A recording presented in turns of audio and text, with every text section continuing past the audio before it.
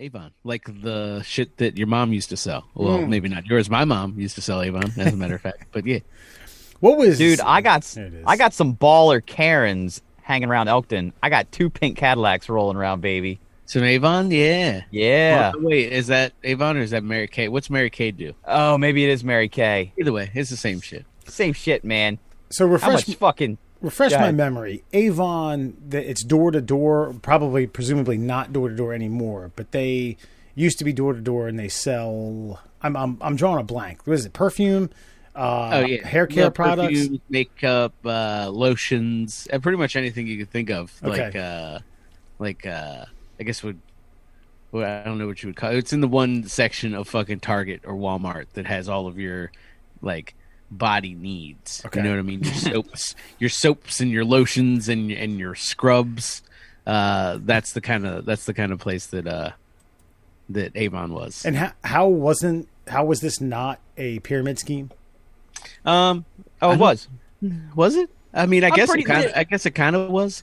They all are. How are they not? I remember working at a pizza shop, and one of the managers who liked to go down and work out at the gym just across the way finally came back one day and was like, all right, guys, look, I've got all your supplement needs. Here's what you need to do. You're going to buy 100 of these bottles from me, and then you'll use what you want, but then sell them at $5 more to the next person. Like, it's a fucking pyramid. No, it's not. I just bought all these at wholesale, and now you're going to be my middleman. Like, it's a fucking pyramid scheme. Like, I don't understand why people don't understand what a pyramid scheme. If you draw up the business model, and there's one guy at the top, and then trickling down more and more people, and it becomes a Christmas tree shape, that's a fucking pyramid, and it's a fucking scheme. Yeah. It's like that episode of The Office when Michael Scott is hell bent that it's an upside down triangle. It's not. He tells everybody that they don't get it, and then they draw it out, and he's like, "God damn it, I gotta make a phone call." Jim gives him the gives him a step by step. That's Yeah. to save face. There's a certain he's been on the show before.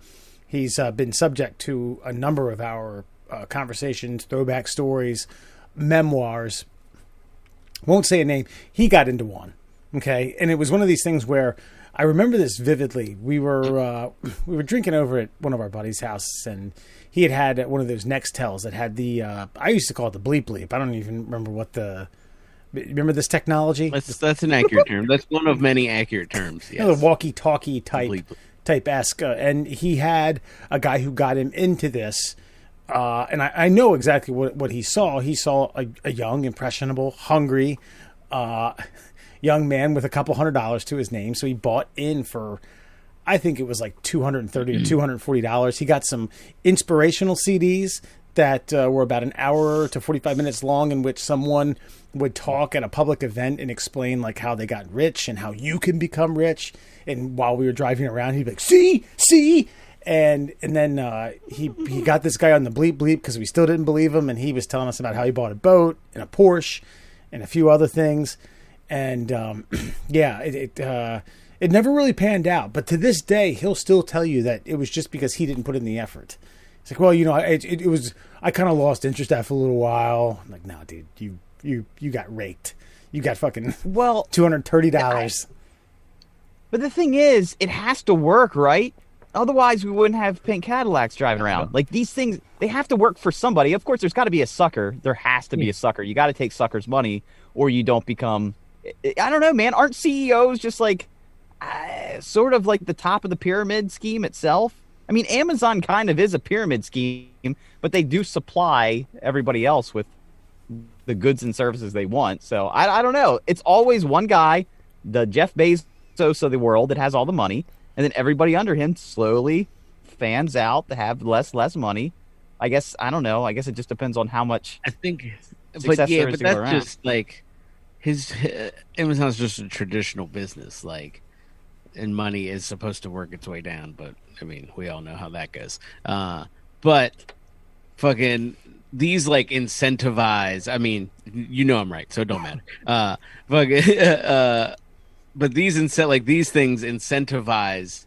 You know what I mean? Like fucking Beachbody is another one. Like the fucking the P90X that turned into fucking basically a Netflix for working out. That's the same shit. You know what I mean? They're like, all right, buy this $170 box of fucking protein shakes and pay us $39.99 a month, and you can have Netflix of fucking workouts. And then, get your friends to do it too and buy supplements from you, and then you can make money. Kind of, maybe. But you'll probably be stuck with supplements is more like it. Yeah. Boxes and boxes of them. That is the moral of the story, is that everybody ended up with those boxes and boxes. But it does have to work for a select few, or these things would have just faded away long ago. See, here's the thing. I think, well, with Avon, at least from my experience with my mom, was that she was good at it because she worked at a hospital. So she had basically the whole fucking hospital of ladies being like, oh, that's the Avon lady. And my mom would just work her way through the floors and peddle, Skin So Soft and White Diamonds and fucking shit like that. But I always like, as I got older, I never really when I was younger, I never really considered it because my mom always had like a couple boxes like stashed off in the corner, and it would just be stuff. Be like roll-on deodorants and fucking, Jean Naté and fucking, and I was like, why? We don't even fucking use it. Like, I don't use it. Pop doesn't use it. You use some of it, kinda, but not really. So what's the deal? And she was like, yeah, I just buy stuff. And I was like, so you could just get the money, though, is what you're telling me. And she's like, yeah, but then, I just get it. I just buy stuff. And I'm like, well, that's fucking stupid. I think the idea was for you to make money, not just buy boxes of fucking Skin So Soft and stick them in the corner for like when we have mosquito problems in the summertime. Like, I as I got older, I figured that out, and I was like, oh, we could have profits, but you're just buying stuff.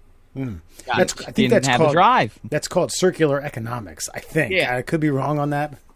You say Marissa, you didn't have the drive. I figured that out as I aged, and I was like, I wonder how much money you actually made that you were just, using on fucking American leather or whatever for my dad or whatever it might be.